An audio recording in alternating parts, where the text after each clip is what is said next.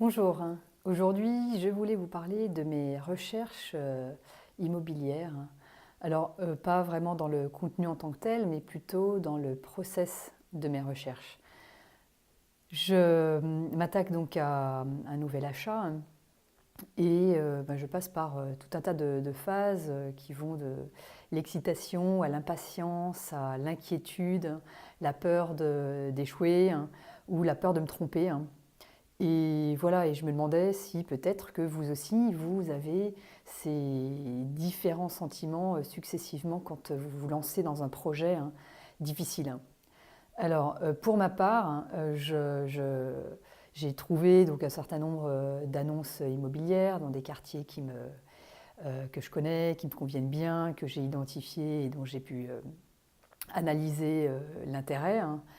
Je décortique donc en appelant les agences ou les personnes qui ont mis les annonces en ligne.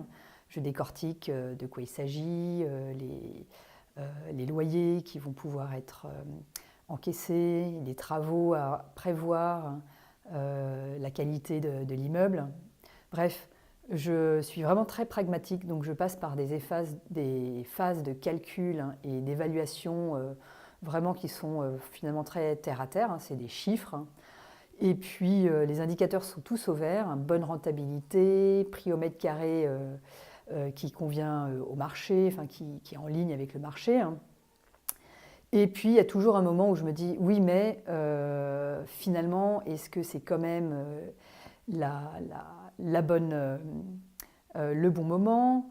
Oui, a priori c'est le bon moment, ça c'est un indicateur vert en termes de taux d'intérêt et prix de l'immobilier qui, dans les villes où je recherche, sont très acceptables. C'est le bon moment, mais ensuite si le bien ne se loue pas, si les travaux s'avèrent plus compliqués que prévu, est-ce que je vais trouver l'entrepreneur qui va bien? Voilà, toujours un nombre de questions inouïes. Donc dans ces cas-là, ce que je fais, c'est papier-crayon, les plus, les moins, donc les forces, les faiblesses du bien que j'observe, les chiffres de rentabilité et de l'investissement. Et la cerise sur le gâteau, c'est d'appeler un ami en fait.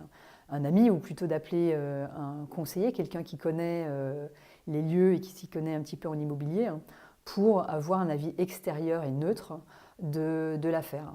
En général, c'est plutôt cash, c'est-à-dire la personne va vous dire, elle est indépendante de l'affaire, donc elle va vous dire franchement si ça vaut le coup de continuer et d'avancer sans se poser trop de questions, en fait, juste les bonnes questions qui ont lieu à la qualité du bien, et d'avancer et de ne pas s'arrêter.